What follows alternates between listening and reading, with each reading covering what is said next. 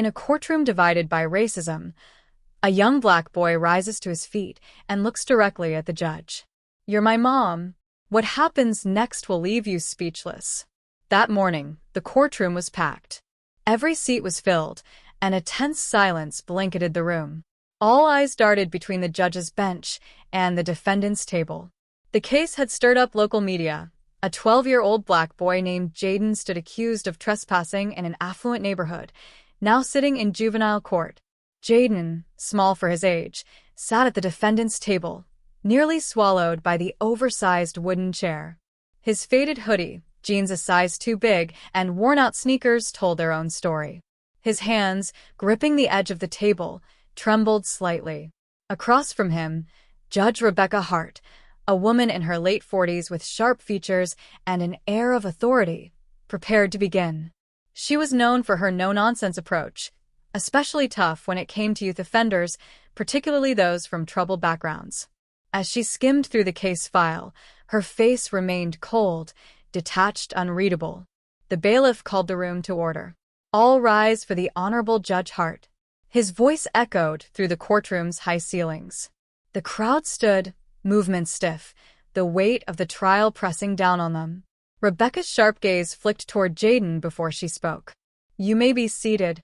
As the murmurs of shifting bodies faded, her tone remained crisp and professional. "This case involves charges of trespassing and loitering. Defendant, you are accused of entering private property without permission. How do you plead?" Jaden looked up, his brown eyes glassy, as if holding back tears. His lawyer, an overworked and weary public defender, leaned down to whisper in his ear. Jaden hesitated, his throat tight. "Not guilty," he finally managed, his voice barely above a whisper. Judge Hart gave a curt nod, scribbling something in her notes. "Proceed with opening statements." As the prosecutor began laying out the case, Jaden's mind drifted, scanning the courtroom anxiously. His gaze kept returning to Judge Hart. His breath quickened. His expression shifted from nervousness to something deeper, recognition. The prosecutor continued, detailing how Jaden had been found inside a gated community after dark, how a homeowner had called the police, how Jaden had refused to answer questions. But Jaden wasn't listening anymore. His eyes were fixed on Rebecca. She noticed. Her brow furrowed.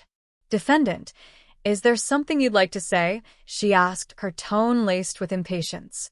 Jaden hesitated, gripping the table even tighter. The courtroom fell into silence, every gaze now pinned on him. He opened his mouth, then stopped, his lips trembling. Rebecca sighed. "If you're not going to speak, let's move." "I know you." Jaden's voice was shaky, but loud enough for all to hear. The words hung in the air. Confused whispers rippled through the crowd. Rebecca's expression hardened. "Excuse me?" Jaden's chest rose and fell as he struggled to steady his breath. I know you," he repeated, voice cracking. And then, "You're my mom." Gasps swept through the courtroom. Someone whispered, "What did he just say?" Rebecca froze. The pen in her hand hovered midair. For the first time in her career, she looked completely shaken. Her sharp gaze locked onto Jaden, scanning his face as if trying to piece together a puzzle she hadn't even known existed. "What did you just say?" Her voice was low, but not as steady as before.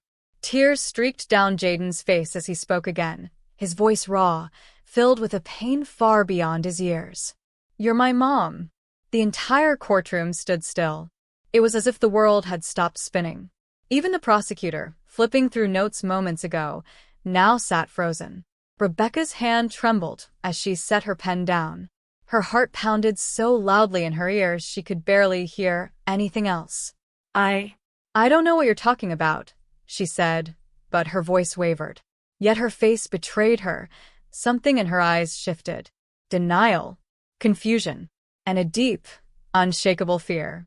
Jaden's small voice cut through the thick silence. "You gave me away when I was a baby. My foster mom told me everything."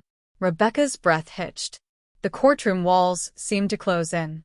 The murmurs from the crowd grew louder. She glanced at the bailiff, then at the public defender, who looked just as stunned as everyone else. Rebecca swallowed hard. We'll take a short recess. She stood abruptly, her chair scraping against the polished floor. Then she turned and walked out. Jaden watched her disappear behind the door, his heart sinking. She had walked away. Again. And this time it felt even worse.